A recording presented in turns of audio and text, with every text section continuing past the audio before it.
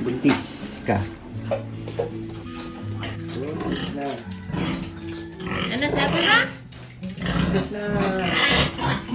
Yan, ito ho ay araw na ng pagsusumpit sa aming inahing baboy. Dalawa pa lang ho ang aming baboy, yan ho'y gagawin naming inahin.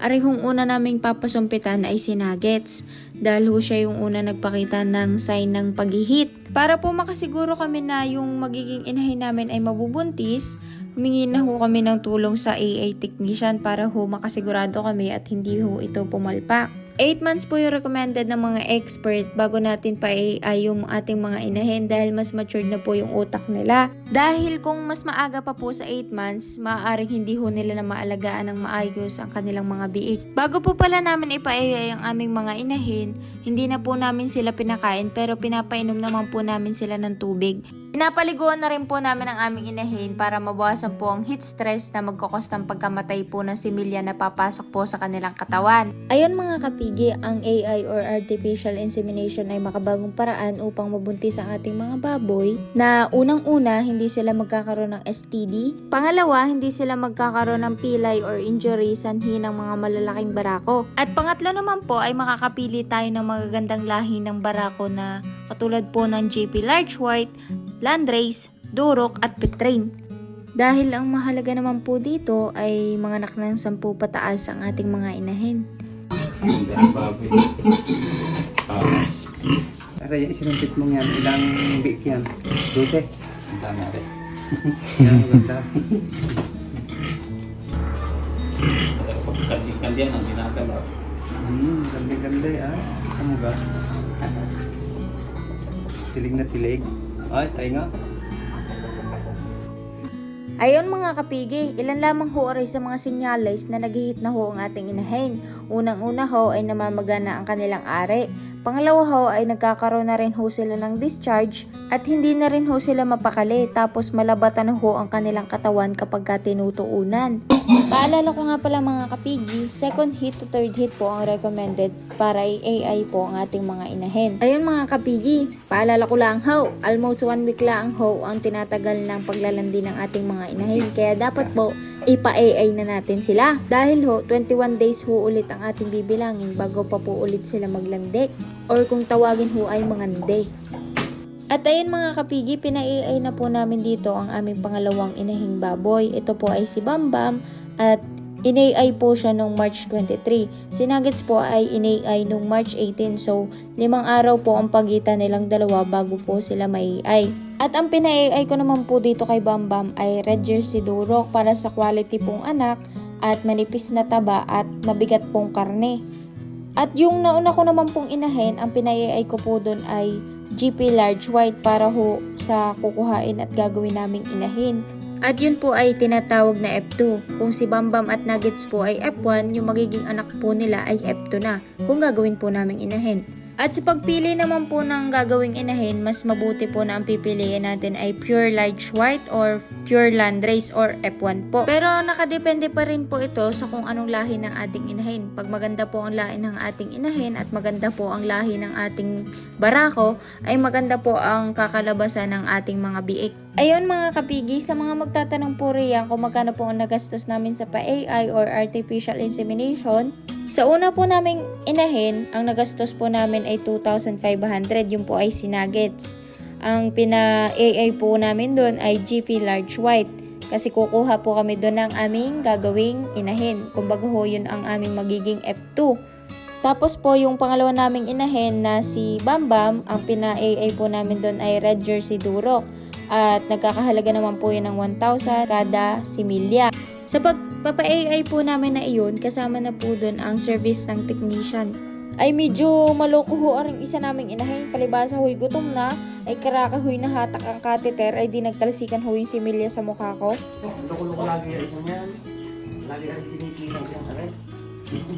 Mapang-asal ko. Ay, yan, tamagat na. Kinikit. Nang ano nung isang niyo ko. Agad nasikwit eh. Sa bilis. Nung kanala si Delia, buntis yan. buntis sa misagdayan yun na nasumputan. Malaking bagay po sa akin na makita yung tatay ko na mukhang masaya naman po sa kung ano yung bagay na ibinigay namin sa kanya. Na na-appreciate niya po. Tignan niyo naman po, binubulungan niya pa yung mga baboy niya para mabuntis daw.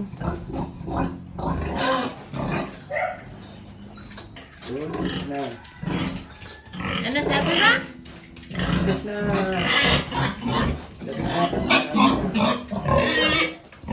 Bamba?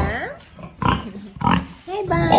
Ayun mga kapigi, since Pigrulac user nga po kami, ay ito po, ilan lamang po ito sa mga libreng benepisyo na ino-offer po nila. Tawag na, ito, libreng ultrasound po. Apo. I think Pigrulac Batangas lang ho, merong libreng ultrasound.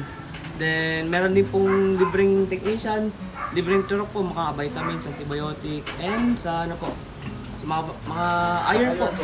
So, mangyari po ma'am, pag ito po ay nanganak, yung mga binibigyan natin na gamot dito, tinuturok, pati yung mga biik po na, kung ano yung mga tinuturok dun ma'am, inililibre na ho namin yun.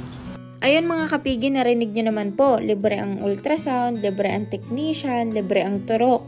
Libre din po ang mga vitamins at antibiotic at saka iron kung available po yun sa kanila.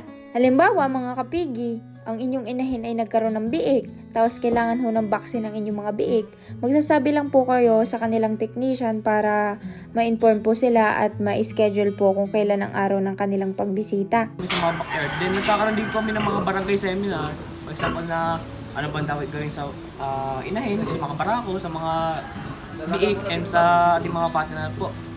So ngayon po naman, kung kakayanin mo no, itong Barangay Laurel, marami ba dito nagbababuhay pa sa Medyo marami din. So yun, since na yun, nakikilala din naman yung Pigrulac dahil sa inyo ma'am, kasi nga binablog niyo rin po. Ayun mga kapigi, dahil nga ho Pigrulac ang pakain namin sa amin mga inahing baboy, ay na-notice po kami ng Pigrulac at pinadalhan po nila kami ng technician para po mai-ultrasound ang aming inahing baboy. At dahil ho nakalipas na ang isang buwan at kalahati, ay hindi na ho sila nag-hit ulit at positive nga po nabuntis ang aming mga inahin. Ito ma'am, explain ko ma'am. So, ito yung ultrasound natin ma'am. Kung mapapansin niyo po, may mga maliit po na bilog-bilog na po. May mga spot na maliliit po. So, yun na po yung kinoconsider namin as biik na pwede siya mabuo.